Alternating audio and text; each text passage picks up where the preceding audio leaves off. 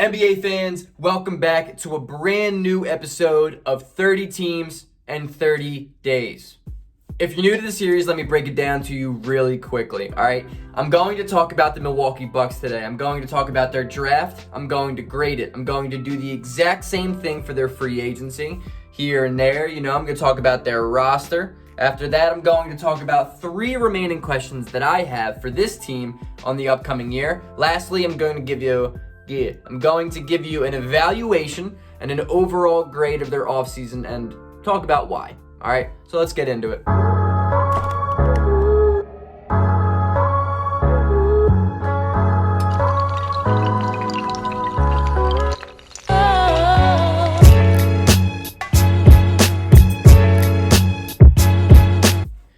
So in this previous draft, the Milwaukee Bucks did not have a first-round pick. They had the 45th pick and a 60th pick. They drafted Jordan Nwora with the 45th pick and Sam Merrill with the 60th pick. Excuse me. I like Jordan Nwora. I think he's a player that can immediately come into an NBA team and actually produce. Maybe not at the highest level, and his ceiling is maybe not the highest. But I like his ability to create. I think he's a good player. He's got good size. He has good defensive potential in the NBA. I don't know how much time he'll carve out with Milwaukee, but that's not anything because of him. That's more of just Milwaukee. Sam Merrill at the 60th pick is actually awesome for me, I think. I like him. I think he's a fantastic shooter, but I hate to see him go to Milwaukee just because I don't think he's going to get time at all. At all. I don't think he'll sniff the court. I gave their draft a B. I mean, they did all right. I liked it, didn't hate it.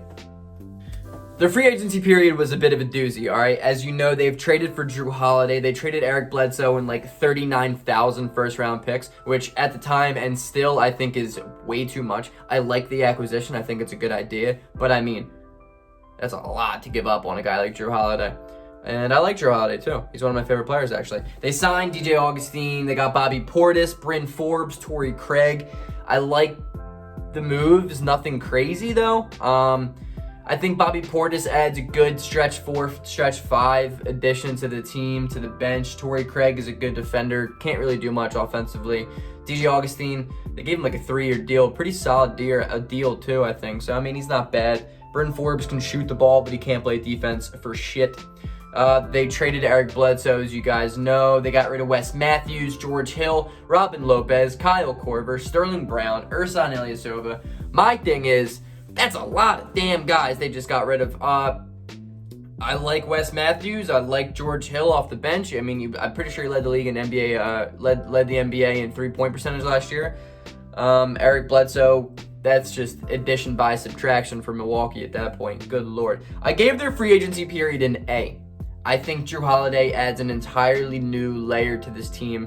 They're going to be so damn hard to score against with Jrue Holiday, Chris Middleton, and Giannis, and Brook Lopez, and even Dante DiVincenzo. They're going to be a tough team to score on. But my thing is that if they could have got Bogdanovich, that would have been monstrous. They would easily A+++. They would be the best team in the NBA, personally. I think I would actually have faith in them in winning a playoff series if they got Bogdanovich, because it would look awesome. Their roster is probably looking like Jrue Holiday, Dante DiVincenzo, Chris Middleton, Giannis at the 4, and then Brook Lopez at the 5. I'm pretty confident that's what they're going to roll out. It's good defensive versatility, really good shooting. Giannis airballed his first 3 last night or 2 nights ago, and I was watching, so that's nice to see. Dude's really improving on the jump shot. Their bench is not great though. That's the one problem I have. Pat Connaughton, you got DJ Wilson, DJ Augustine, Bryn Forbes, Torrey Craig, Bobby Portis, but I mean, the depth is just, it really doesn't scream bench for me. They don't really have a shot creating go-to scorer off the bench. I mean, what is it going to be? Bryn Forbes, and he's not really a guy who can score off the dribble. Torrey Craig's a good defender, but I don't love the bench, man. I don't really love it. My 3 questions right now are: will the Milwaukee Bucks stop sucking and actually dominate in the playoffs for once? Because they have been getting ran through every single time the playoffs come. I don't understand. I mean, a lot goes into it. One, Mike Budenholzer is a fantastic regular season coach and is notoriously known for just sucking in the playoffs. His system does not work in the playoffs. He doesn't really do great in-game adjustments when it comes to the playoffs. They also had Eric Bledsoe, who was so bad, so bad, so bad in the playoffs. Giannis gets brick-walled, and no one else on the team can do anything. Yikes. I don't really think Giannis is genuinely a playmaker. I think they utilize him incorrectly more often than not. I think it inflates his stats, sure, but to win basketball games, it doesn't work. That's why I really like the Jrue Holiday addition, because I think Jrue Holiday will put Giannis off ball. I would love to see a Giannis-Jrue Holiday pick and roll. Question number 2, is their bench deep enough right now for a playoff run? I don't think so. I think they're going to need to make moves. It's not that I hate their bench, but it's just that, like, it really isn't deep. The Milwaukee Bucks are not deep. And unless you're just going to roll out 6 or 7 guys for 48 minutes a night, good luck with that. Last question. The question you probably thought was going to be asked first. Giannis. Is Giannis gone? You know, before this offseason, I was confident that he was gone. During this offseason, I was confident he's going to stay. After this offseason, I am 50-50. Because the way he responds to the question in the interviews is weird.